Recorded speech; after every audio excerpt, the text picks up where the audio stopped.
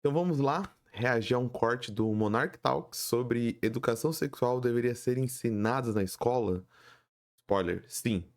E usar isso como desculpa para falar um pouquinho sobre educação e principalmente sobre educação sexual na escola. Ser um PCN, dependendo do caso, do que hoje se acha que é contemporâneo, isso na década de 90 já era discutido. Sei lá, Paulo Freire, isso antes da Marta Suplicy ser prefeita, aí olha só, né?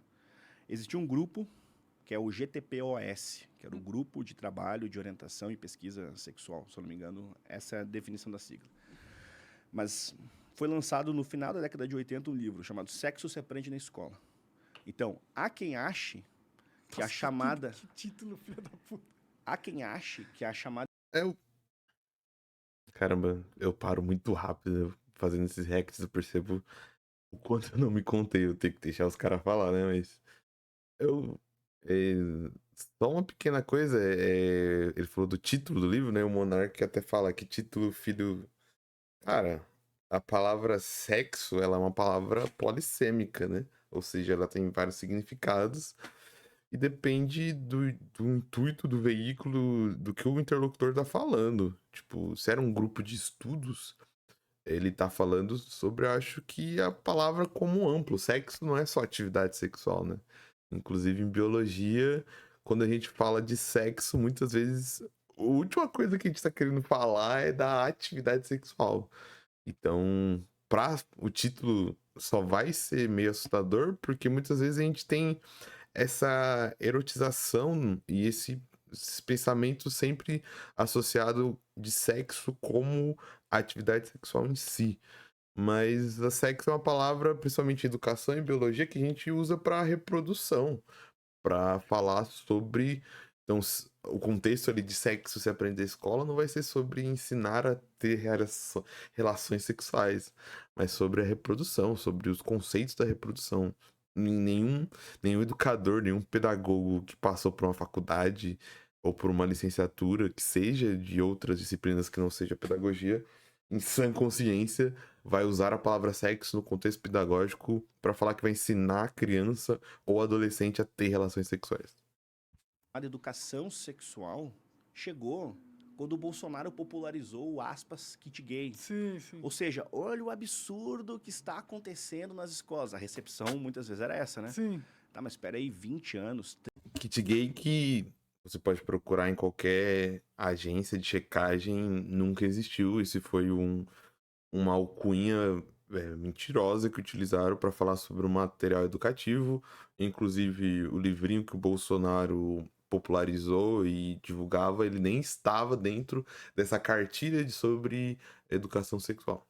30 anos antes. Lógico, para quem não acredita em órgão de checagem, em matérias de imprensa, o meu argumento não serve de nada. Mas não existia esse kit gay e você tem diversas reportagens comprovando isso. Isso já estava sendo debatido, inclusive por Paulo Freire, num grupo de pesquisa que contava, exemplo, com as participações da Marta Suplicy, do Mário Sérgio Cortella e outros. Aí tem uma dinâmica ali que é a dinâmica massinha. Aí pega os...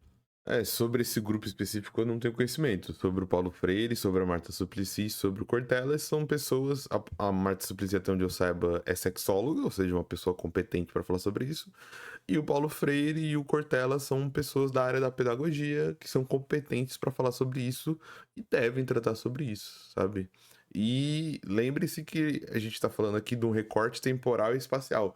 Paulo Freire foi secretário de Educação na década de 80, 90, posso errar, durante o governo Erundina, e depois foi sucedido pelo Cortella, e mesmo assim ele não mudou o método freiriano, não foi implantado em todas as escolas de São Paulo. Não, ele trabalhava com políticas públicas e muitas das políticas públicas precisam de grupos como o camarada tá falando aí, de grupos que pesquisem sobre estratégias, dinâmicas. Nada em política pública feita de maneira séria, você vai implantar sem ter um tipo de grupo que pesquise a efetividade daquilo, que traga dados científicos, que traga análises. É o esperado, na verdade. Então, se eu vou propor, antes de propor algum tipo de currículo sobre educação sexual, eu tenho que fazer um grupo de estudos que vai pesquisar sobre isso e ver qual que é a efetividade disso e a aplicabilidade disso, com profissionais como o Paulo Freire, o Cortella, a Marta Suplicy. Por que não chamar a Marta Suplicy? Por que não chamar profissionais qualificados? É que provavelmente eles são os famosos, né? Mas esses grupos de estudos, eu não sei se é uma ONG ou se está relacionado com o governo ou com uma universidade, esse grupo de estudos tem diversas pessoas e pesquisadores. Ainda mais se for um grupo de estudo relacionado a uma prática de política pública, geralmente é um grupo de estudos gigantesco. Porque é sempre bom falar que quando a gente fala de educação, gente, as pessoas muitas vezes elas têm, e eu não tô falando isso pra ser pedante, mas as pessoas têm dificuldade de entender que um problema complexo não tem uma resposta simples. Quando a gente fala de educação no Brasil, a gente tem que lembrar que o Brasil é gigantesco. A gente tem diversos municípios, a gente tem questão de educação municipal, educação estadual, educação federal. Então, de que educação a gente está falando? De que escola a gente está falando? A gente está falando de mais milhões de estudantes, milhões de professores em condições sociais, culturais diferentes. A educação não tem uma resposta pronta, não tem uma resposta única que vai melhorar a educação no Brasil. Por isso a gente precisa de grupos que estejam, como esse grupo que o colega falou, é, que estejam a fim de investigar soluções para a educação. Os alunos ali, mais ou menos de terceiro ano, terceira série, e os alunos têm que Terceira fazer, série. tem que fazer ali ao que viu ao seu aparelho reprodutor em massinha. Aí os alunos conversam, etc. Isso não é razoável. Não. Pra quê? Pra entender a anatomia? Ele sabe, ele sabe qual que é a anatomia da parada. Só que É mais fácil pedir pra ele brincar. quando você tenta muitas vezes entender pela razoabilidade aquilo que é em si. Cara, sinceramente, eu não sei se essa técnica é verdadeira ou não. Eu não sei se essa técnica é aplicada ou não. Não conheço. Nunca vi nenhum colega ou praticante fazer isso. Sinceramente, geralmente se usa apostila e tudo mais. Mas, cara, terceiro ano dá pra falar de aparelho reprodutor, sim. Lógico, você não vai usar, você vai usar uma linguagem pedagógica baseado em estudos para falar com aquela criança, mas terceiro ano já dá para falar sobre aparelho reprodutor. Você vai usar eufemismos, e é importante, inclusive, porque o Monark fala, não, ele já tem, sim, você já ter não quer dizer que você conheça. Por quê? Ah, mas por que que eu vou ensinar? Ele precisa saber como funciona a reprodução? Não. Quando a gente fala de aparelho reprodutor, a gente também está falando muitas vezes de estudar conjuntamente o aparelho excretor, por exemplo, para entender como que se faz a higiene, para entender que pessoas não podem tocar no seu aparelho reprodutor. Lógico que eu tô falando pessoas fora do convívio familiar que fazem isso de maneira fraternal e de cuidado, né? Não tô falando que você vai ensinar que o pai e a mãe não pode tomar banho junto, não pode ajudar a criança ali em alguma questão. Tô falando dele se proteger contra pessoas que podem cometer abusos, porque a gente sabe que abusos nessa faixa de idade acontecem. Então a gente tá falando de toda uma linguagem não erótica, sabe? Não sexual, nesse sentido sexual informal de atividade sexual. A gente tá falando de anatomia, como o Monark mesmo falou. A gente tá falando dele entender o corpo dele e entender o corpo dele não para ele já realizar atividades sexuais, pânico moral, ai meu Deus, vou ensinar as crianças no terceiro ano como fazer sexo. Não. Você nem vai falar Você vai falar da estrutura. É uma idade que ele já começa a perceber que meninos e meninas têm órgãos diferentes. Vai entender que ele tem que respeitar, inclusive, as meninas, tem que respeitar o corpo do coleguinha menino, do coleguinha menina, respeitar o seu próprio corpo, fazer a higiene do seu próprio corpo, entender como o seu corpo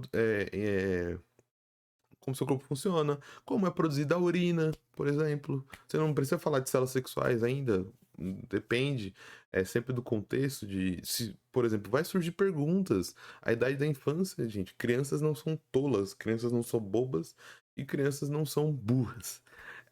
Eles veem as coisas, eles entendem as coisas, eles assimilam as coisas e eles podem até perguntar pro professor, porque, por exemplo, crianças estão na internet, muitas vezes sem supervisão dos pais, e eles têm acesso a muito conteúdo, e o professor pode ajudar eles a entender e não entrar em certo tipo de conteúdo. Só que a educação sexual é sempre vista pela essa ótica do pânico moral, que nós vamos ensinar as crianças a fazerem sexos, a serem promíscuas, a transarem umas com as outras. E não é sobre isso. Cada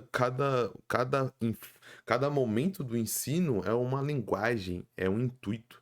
O terceiro ano é totalmente anatômico, nada erótico. E nunca vai ser erótico, mas a linguagem é adequada para ele. Depois, quando ele estiver lá, aqui em São Paulo, se eu não me engano, no 8º ano, aí a gente vai falar de novo sobre a anatomia, mas agora mais completo, com mais estruturas. Vamos falar de doenças sexualmente transmissíveis, vamos falar de métodos contraceptivos, vamos falar de como acontece uma gravidez. De novo, para ele até entender, para ele entender como funciona, porque a gente pode até achar errado, mas sem aula de educação sexual nenhuma, acredite ou não, alunos de 8º ano, de 9º ano do ensino fundamental já estão tendo primeiras relações sexuais, estão tendo iniciação sexual. Se isso é a idade errada ou não, não é papel do educador julgar, porque o educador não é o educador moral daquela criança, daquele adolescente. Mas eles já estão tendo a iniciação sexual entre eles mesmos.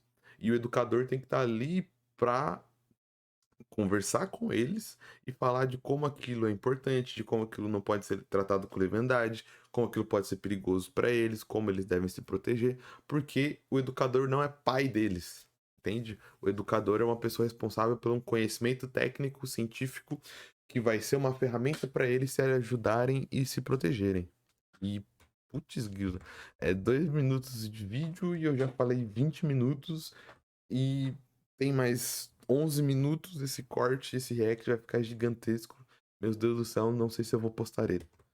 Evolucionário, a gente já está errando no direcionamento do nosso senso crítico, ainda não? É assim, ó, eu acho que a escola não tem que ensinar sobre sexo, tipo, é assim que transa. Eu acho que, tipo, Nenhuma escola em nenhum lugar do mundo, com nenhum professor, vai ensinar como que transa.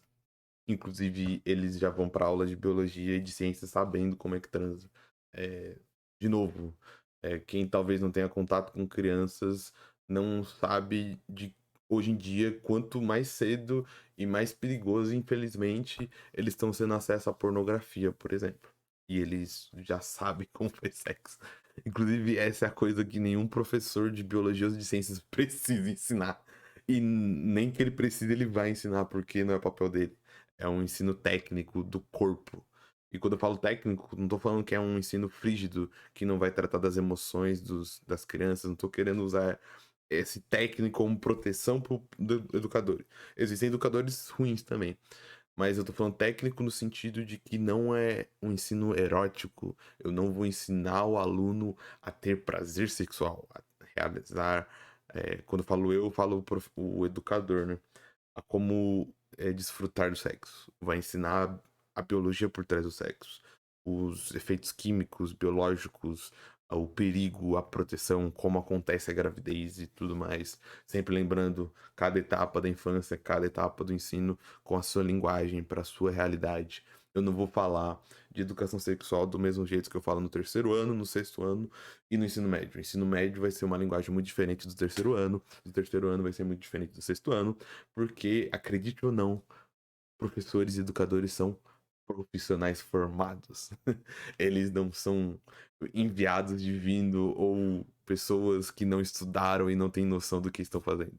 Eles tiveram aula de psicologia, de didática, eles tiveram aula de como usar a linguagem, de como se adequar ao mundo daquela criança, daquele adolescente, daquele pré-adolescente.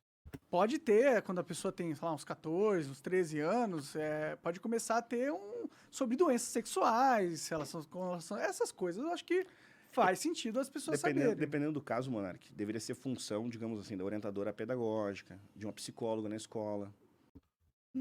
Também. Mas o professor é competente para isso também, cara. E não só doenças. Doenças é o ponto do iceberg. A gente não pode ficar só nas doenças, porque muitas vezes as escolas ficam só na ponta de botar medo. Ó, você vai ficar doente, monta um monte de slides com verrugas no pênis e na vagina. Não, pô, caramba, 2023, os jovens estão entrando em contato com conceitos como orientação sexual, como identidade de gênero, como vários outros conceitos, como conceitos de violência sexual, de abuso. A gente tem que entrar nisso também porque isso faz parte da educação sexual. E, de novo, não é sobre doutrinar, é sobre informar e dar luz a sobre esse conhecimento que está no mundo. Afinal de contas, a gente quer ou não quer preparar os nossos jovens? A gente quer ou não que a gente tenha uma sociedade mais saudável, jovens que consigam se proteger, jovens que consigam, quando for a hora certa e o momento certo, desfrutar do sexo de uma maneira segura, responsável e sem causar dores, tanto de doenças quanto emocionais, porque o sexo está relacionado com isso, com abusos, com ansiedade, com depressão, com aceitação do próprio corpo, com várias questões. Como que eu não vou falar disso na escola? Como eu vou deixar isso só para a orientadora ou a psicóloga? A orientadora e a psicóloga pedagógica deve sim também falar sobre isso. Mas a orientadora e a psicóloga, muitas vezes, ela vai falar individualmente. A gente também tem que ter. A gente vive numa sociedade, a gente tem que conversar em grupo, a gente tem que ter discussões, principalmente com adolescentes do ensino médio, que você, a gente às vezes não fala em voz alta, mas eles já estão com a vida sexual ativa muitas das vezes. E a gente não pode deixar que eles tenham essa vida sem ter o conhecimento de que eles podem estar sofrendo uma série de problemas psicológicos durante essas relações, que eles podem estar tendo problemas, do jeito que eles vão ter relações, eles vão ter problemas se não se protegerem, tudo mais. A gente não pode fingir que não existe. A gente não pode fingir que, não vamos falar sobre isso. Se a gente não falar sobre sexo, ninguém faz sexo. Vamos falar só sobre doenças, eles vão ficar com medo das doenças e ninguém vai fazer sexo nunca no mundo. Não, por favor, né, gente? Não sejamos tão inocentes assim. Sim. Sabe? O caso é quando isso entra em sala de aula e nós estamos falando de infância. De infância. Então, por exemplo, terceirona quantos anos? Terceirona 9 anos. 9 anos, não. É complicado porque nesses discursos sempre vem a proteção pela infância e a pureza das crianças e esse pânico moral contra as crianças. De novo, educação sexual é sobre isso, sobre proteger a infância, é sobre as crianças terem acesso à informação. De novo, educação sexual não é sobre fazer elas ensinarem elas a fazerem sexo.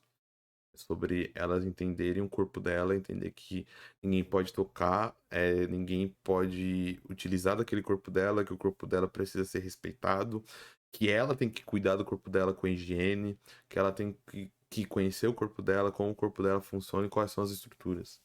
É sobre proteção da infância.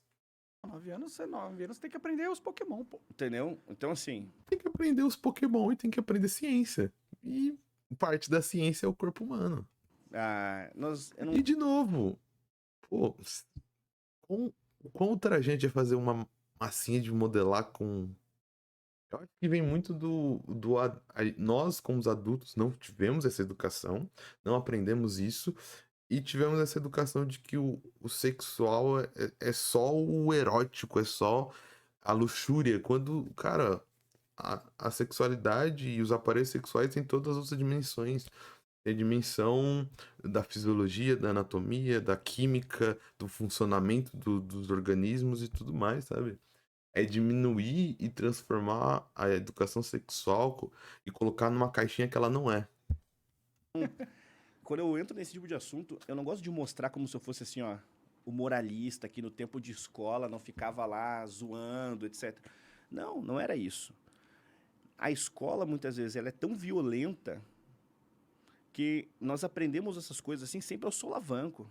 Seja recebendo piada, fazendo piada, seja, dependendo do caso, se relacionando nos mais diferentes espaços, essa coisa toda. Sim. Beleza. Então, eu vou ter que parar de interromper, né? Vou deixar ele pra terminar. Agora, nesse caso, a pedagogia de Paulo Freire, nesse grupo de trabalho, entrava numa situação de instrumentalizar a infância. Dependendo do caso, debatia-se ali o aborto a partir de pontos que o aborto, por exemplo, com dados assim, inflacionados. Ou seja, Aí ele já mudou de assunto, mas ele falou sobre aprender aos solavancos.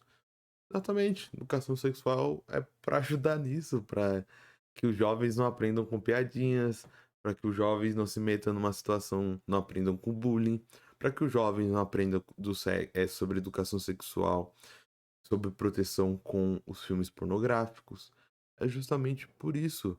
É porque, infelizmente, muitos jovens não vão ter aprendizagem em casa. Porque o jovem, gente, ele não nasceu pronto. Ele precisa de orientação, ele precisa de guia. E, de novo, eu acho que ninguém, em lugar nenhum, em nenhum momento, debate aborto com crianças do terceiro ano. Se ele tá fazendo isso, ele é um mau profissional.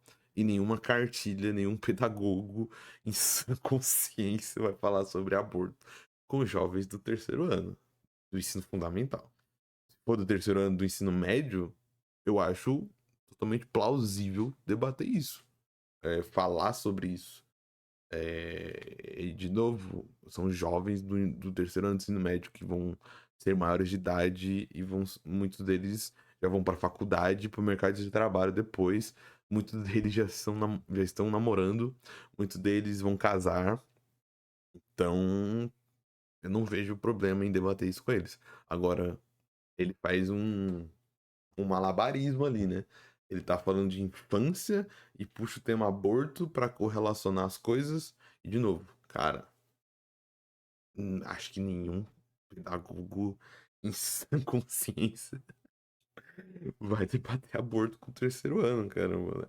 Coitado dos pedagogos e das pedagogas que estão tentando ensinar pra criança a fazer soma, subtração, multiplicação, tentando alfabetizar aqueles que não foram alfabetizados, estão tentando fazer experimentos de ciência. Você acha que a pedagoga vai, pô, sentar com as crianças lá de 9 anos, do terceiro ano do ensino fundamental e falar: criançadinha, hoje o tema é aborto.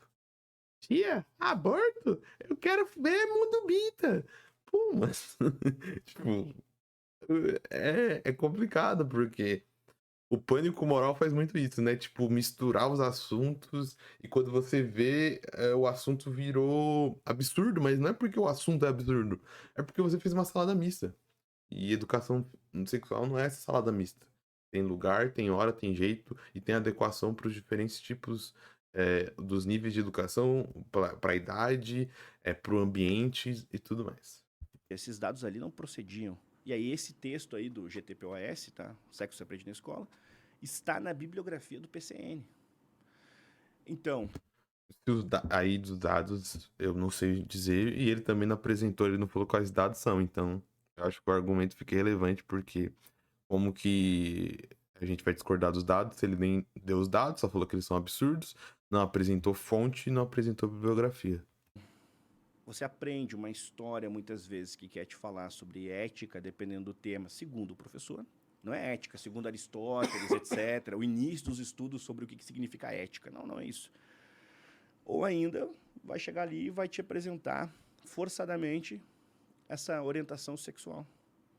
Aí, pera lá, né? Imagina o seguinte, você tem uma filha. Eu tenho 2 filhas, tá? A mais velha tem 3 anos, a mais nova tem 1 ano. Aí, minha filha volta, chega em casa com 9 anos e vem... Ó, papai, aprendi isso aqui em escola, veio com uma rola em massa de modelar. Tá de brincadeira comigo, né? É enlouquecedor isso aí, Sim, entendeu? sim, sim. Isso é enlouquecedor. Você vê de novo, ele dá um peso de uma visão adulta erótica sobre o órgão sexual. E de novo, não sei se fazem isso. Eu nunca vi essa atividade, pelo menos. Eu acho difícil. Você tem apostilas, você tem imagens, você tem jeito mais melhores de desenvolver essa atividade.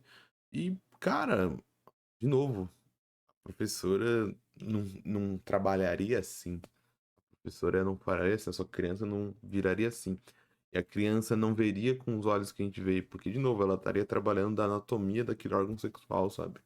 Tipo, você vai esconder da criança de que meninos e meninas têm órgãos sexuais diferentes, sabe? Saber a existência de órgãos sexuais. Nossa, até gaguejei.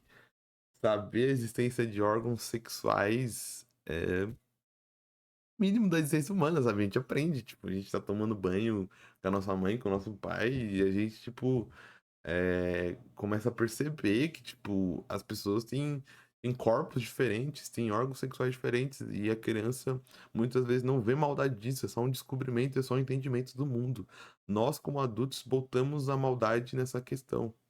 E, de novo, cara, se uma professora exceder os limites, as próprias crianças vão notar, vão avisar, os próprios pais pode questionar, mas, de novo, eu duvido que algum pedagogo vá passar esse limite em aulas de educação sexual.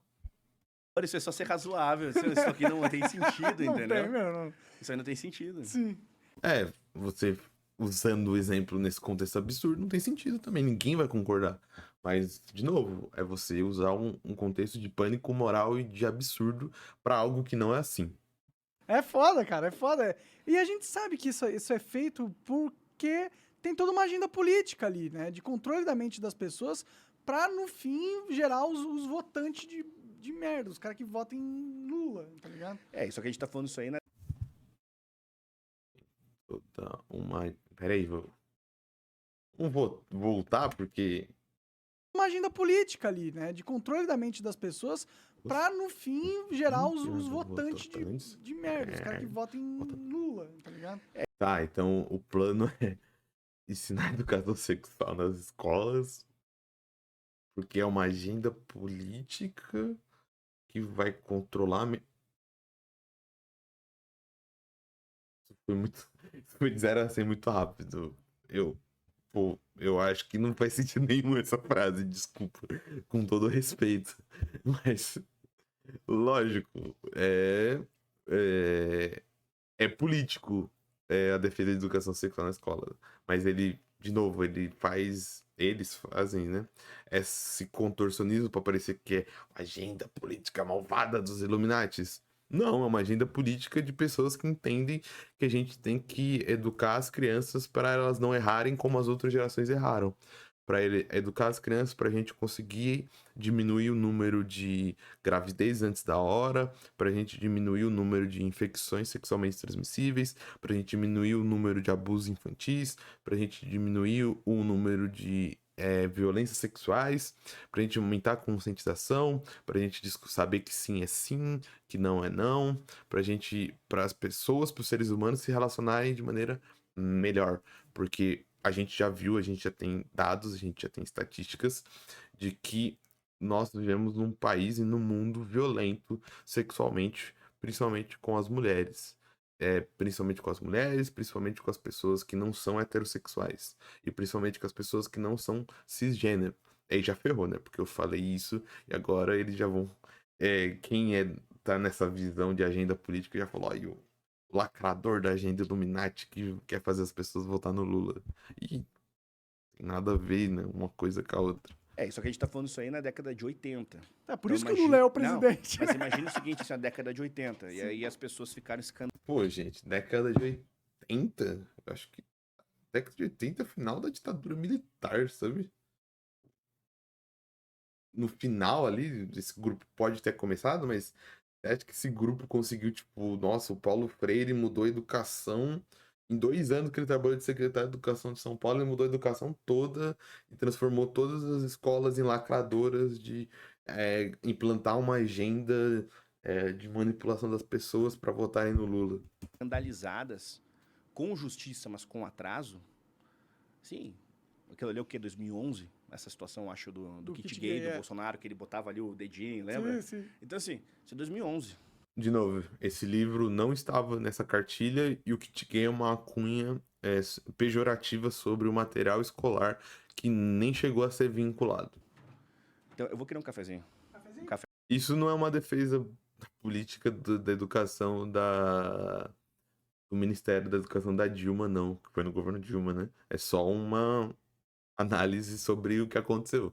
Era uma alcunha pejorativa e aquele livro nem estava naquele material. Aquele livro é outro livro, e isso já foi reportado por agência de checagem e por jornais, até mesmo quando ele levou o debate, isso foi checado e verificado. Café.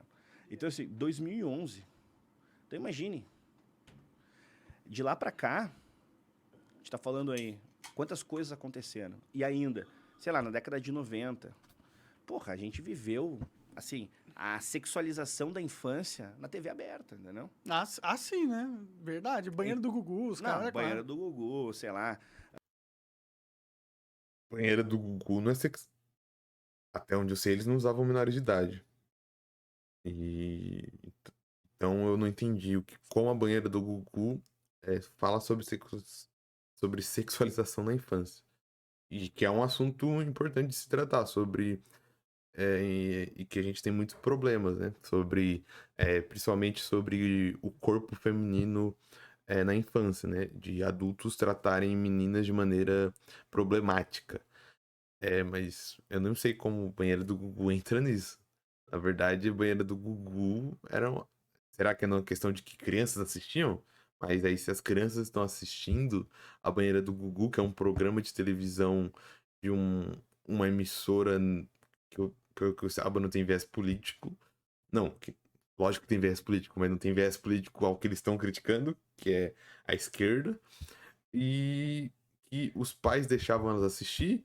E como eles falam muito, a educação tem que vir de casa, então não tem nada a ver com o Estado. Na verdade, eram os pais que não estavam supervisionando os seus filhos e não tiravam eles da frente da TV de um programa que era altamente problemático. Então, tipo, não tem uma coisa, não tem nada a ver com outra, sabe? Já misturou as coisas, tipo, pô, Banheira do Gugu era um programa da TV. Se tinha problema, e essa pauta conservadora sempre fala que a educação moral dos pais, quem errou aí foi os pais, não foi o Estado, não foi a educação, não foi o grupo de estudos sobre educação sexual. Inclusive, o grupo de estudos sobre educação sexual, os professores usam a banheira do Gugu como um exemplo de que a gente estava errando, que a gente não deveria ter esse tipo de programa. Cascaveletes lá no programa da Angélica, Eu Vou Comer Você, e as crianças dançando e tal. Nossa. Então, assim, E agora tá pior ainda, né? Agora aquele os vídeo, fãs, aquele vídeo da Xuxa com do a Xuxa TikTok. com a Paquita, o propaganda do Chupa Chups. Tu lembra do pirulito? Ah, não lembro. De novo, isso tudo é sobre empresas privadas, sobre grupos privados, não tem nada a ver com educação. Não tem nada a ver com políticas públicas de educação. Tudo bem? E, de novo, a questão do TikTok, sim, é muito problemático. Mas, de novo, quem deveria estar supervisionando as crianças no TikTok são os pais, a família, que todo mundo defende quando critica a educação sexual, que a educação deveria ser prioridade da família. E a família está falhando, porque quem permite a criança ter TikTok, quem permite ela gravar TikTok não é os professores, não é a política pública, é a família. Então quem está falhando é as famílias. Então, assim, é assim, programa de infância, criança. O que eu quero dizer com Por isso? que será? Por que essa necessidade de empurrar a sexualidade cedo nas crianças, assim? Por quê? O que eles esperam ganhar com isso na sua... Viu como mistura? Quem são eles, Monark? Vocês estão falando do Paulo Freire e dessa agenda, mas essa agenda tá por trás do TikTok e o programa da Xuxa e da Eliana? Como assim? Viu como o assunto se perdeu e você misturou e quando você faz essa mistura vira um absurdo? Não, gente, o programa era do SBT, o programa era da Eliana, o programa era da Xuxa. Era publicidade. Não tem nada a ver com políticas públicas, não tem nada a ver com o grupo do Paulo Freire, não tem nada a ver com o grupo da Marta Suplicy e não tem nada a ver com educação sexual.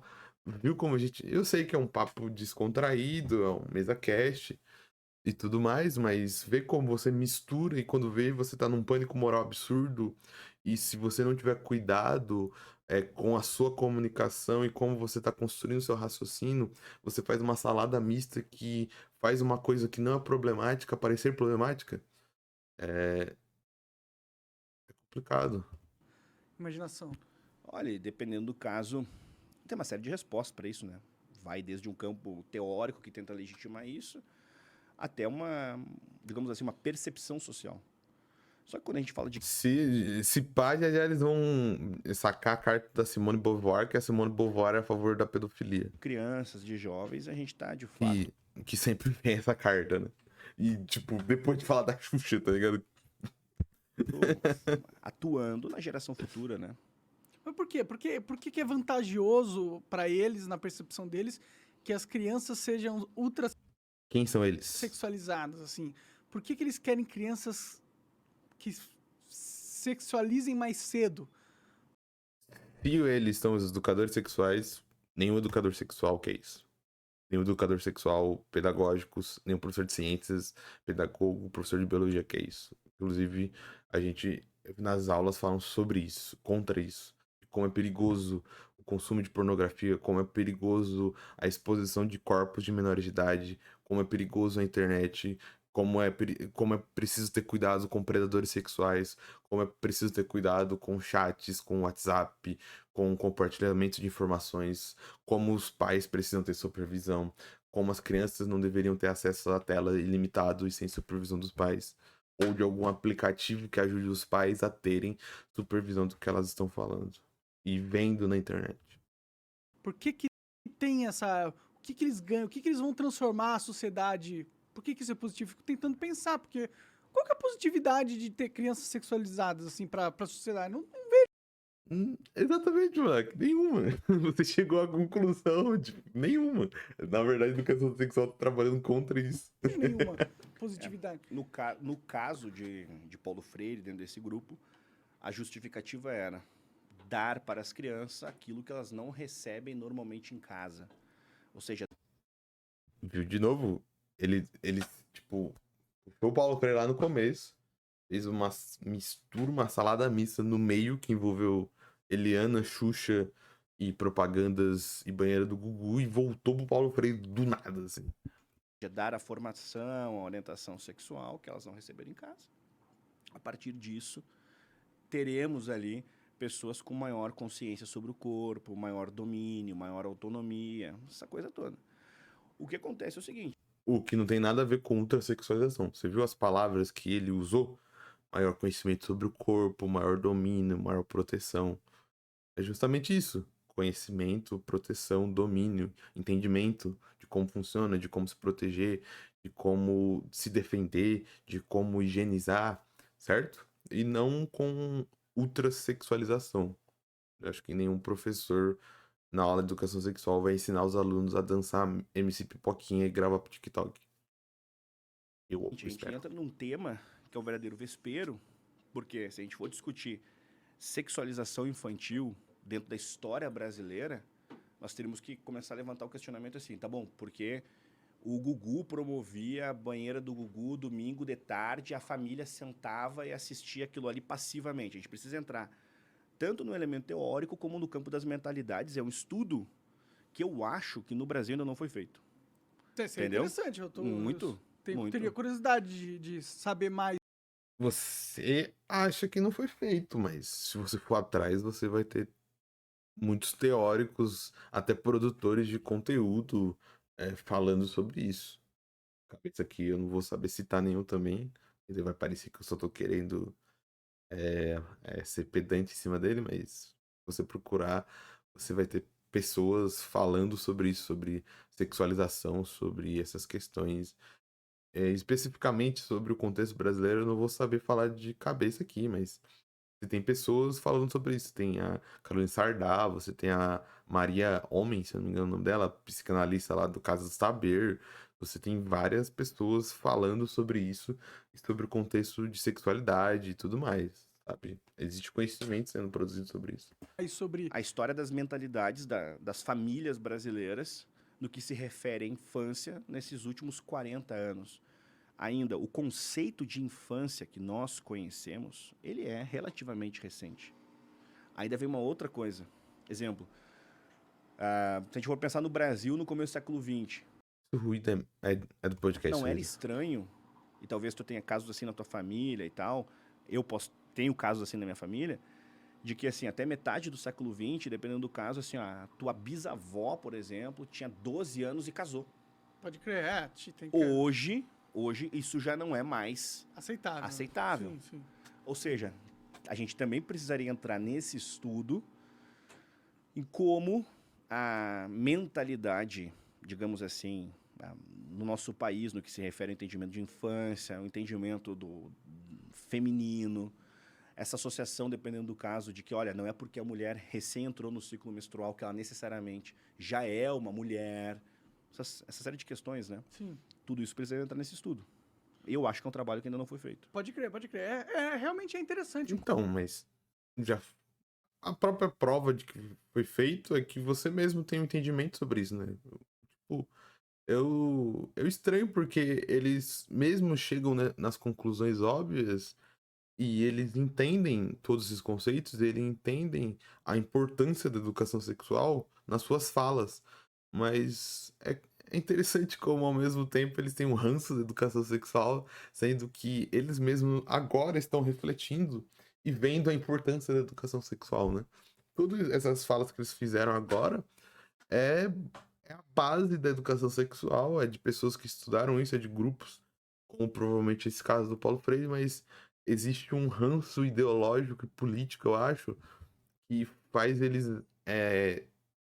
criarem uma barreira, sendo que eles mesmos têm consciência de que a educação sexual é fundamental para quebrar essas problemáticas que eles mesmos levantaram, da ultrassexualização, da questão do corpo, da questão dos casamentos muito jovens, da questão da pedofilia. É interessante, né? Como eles mesmos têm as conclusões, eles entendem qual é a importância da educação sexual, mas por ver a educação sexual como uma caricatura de um lado ideológico que eles têm um certo receio e não têm um entendimento, e muitas vezes a educação sexual não está restrita a pedagogos e a pessoas que são de esquerda, sabe?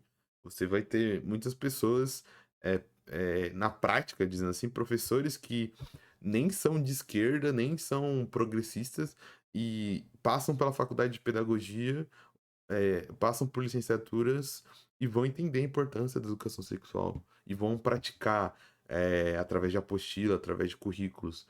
Mas é interessante que esse ranço ideológico é, faz com que eles enxerguem os problemas, faz com que eles enxerguem que é preciso agir nesse problema, mas não agir com a educação sexual na escola. Agir de outra maneira. E qual outra maneira? Não fazendo nada em casa, eles não propõem, assim. E muitas vezes faz com que eles enxergam a educação sexual como uma caricatura, um monstro de que ela não é. Como brasileiro é sexualizado, cara. Nossas músicas populares são sexualizadas, nossas atrizes, tudo, as novelas. Não só o Brasil, cara. O mundo é. O... Aí o mundo foi generalizado, né? Generalizei muito, mas. Cara, música lá fora é sexualizada. O rock tem letras sexualizadas. Se você for pro Vingadores, cara, pega o Vingadores 1, que é um filme de livre indicação, eu acho. Ou deve ser no máximo 12 anos. E pega como o Joss Whedon filmava cenas da Viúva Negra, que teoricamente era pra ser uma heroína. É altamente sexualizado, cara. E um filme que toda a família assistiu, tá ligado? Então não é só o Brasil. E só tá piorando. Às vezes eu fico achando que tem alguma coisa negativa que acontece com a gente quando a gente sexualiza mais rápido, tá ligado? E, e talvez coloque as. Eu acho que a intenção é colocar as pessoas em posições de fragilidade social, sabe? Porque, pô, Pelo contrário, é o que vocês falaram, é sobre as pessoas serem menos frágeis sociais, terem um controle sobre o seu corpo, ter um entendimento sobre ele, ter um entendimento sobre limites que são passados. uma mulher ou um cara tem filho cedo, já dificulta a vida dele pra ele arranjar um emprego. Educação sexual é sobre ele ter um filho no momento. Não existe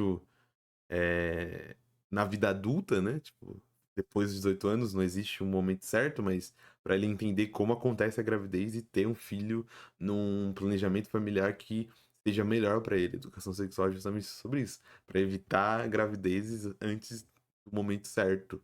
É que acabei brisando aqui, né? Mas é que quando a gente tá na vida adulta, quando a gente casa, não existe esse momento certo, né? Mas a gente sabe qual que é o momento não certo, né? Que é você tá na escola. Então a educação sexual é justamente para evitar isso que o Monarca falou. Para ele estudar, talvez seja uma tentativa de deixar a sociedade mais fraca de alguma forma, cara. Porque não pode fazer sentido na cabeça delas 45 minutos, uma reação de um vídeo de 3 uma minutos. criança de 9 anos fazer uma massinha de pica, tá ligado? Nem que precise eles pedirem pra fazer, porque a maior coisa que mais tem é um moleque de 12 anos desenhando pica em tudo que é canto, né? No Rorex, na cadeira da Sim, escola. sim.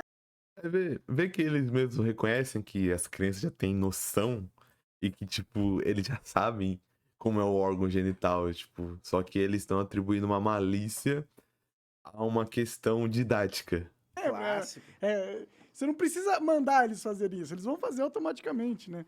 Inclusive, a gente tinha que trabalhar pra diminuir um Com pouco, né, certeza. da Não. sexualização da A educação sexual é justamente sobre isso, gente, sobre pra diminuir, é pra ele entender, porque muitas vezes a criança lá, ele não entende o que é aquilo, mas ele descobriu, daí ele começa a desenhar em todo lugar, porque ele acha aquilo proibido, ele acha aquilo contraventor, e muitas vezes quando você vai lá ensinar ele, construir com ele o conhecimento, ele vai perder esse instinto de ficar rabiscando, de tudo mais. Ele vai entender que todos os meninos também têm, ele vai entender que aquele órgão produz a urina, que é porque ele vai no banheiro. Ah, eu vou no banheiro e faço xixi por conta disso, porque eu tenho toda a minha alimentação, tenho uma digestão e tudo mais, e vai sendo produzindo urina.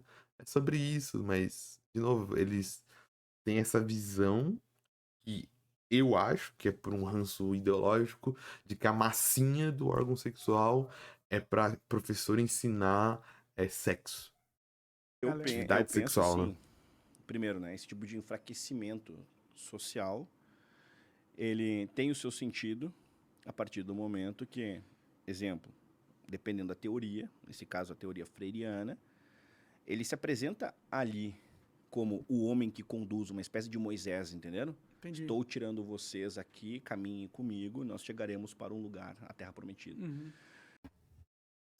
Totalmente contrário da pedagogia freiriana. Pedagogia freiriana, primeiro de tudo, que ela não é majoritária, e ela não é majoritária nem no ensino básico com os professores. Uma coisa é os professores admirarem Paulo Freire, uma coisa é você ter escolas com Paulo Freire, uma coisa é você ter escolas com Semana Paulo Freire. Uma coisa é o Paulo Freire ser o catedrático da educação brasileira, outra coisa é a metodologia freiriana ser majoritária no ensino brasileiro. E ela não é nem na universidade. Muitas vezes essa fake news, né? E esse pânico moral com o Paulo Freire faz as pessoas acreditarem que a pedagogia freiriana ela é majoritária na universidade. Não. Nem na universidade ela é majoritária.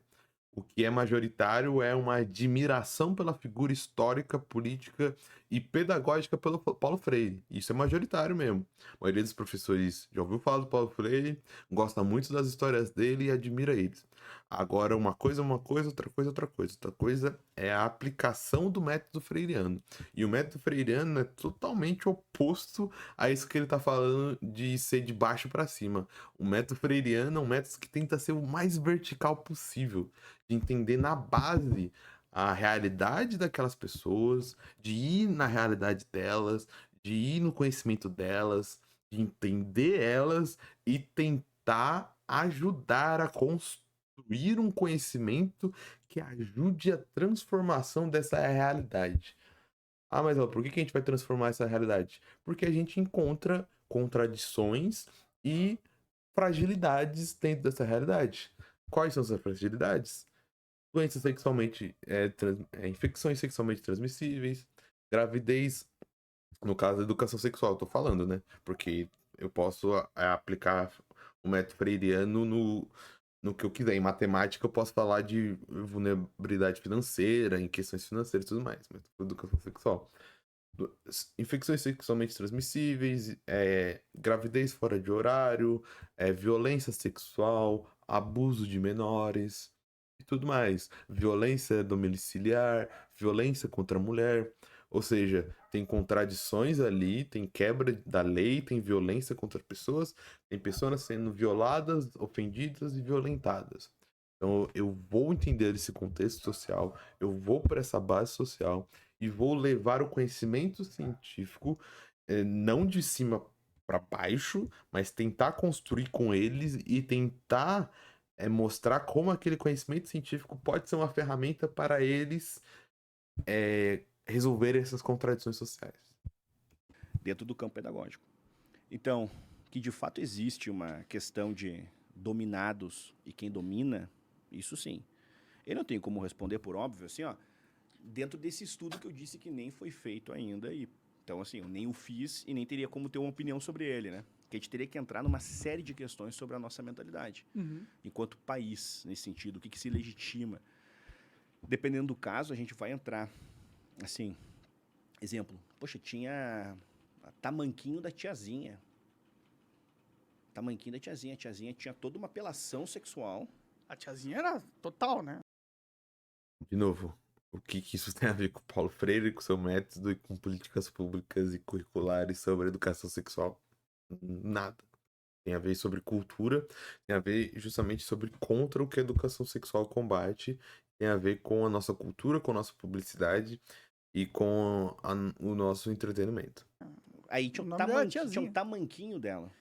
Eu lembro, quando a gente fala no Sul, era piá. E aí eu ia nas festinhas, exemplo assim, ó, falando de festinha fantasia, com 10 anos, 11, tá?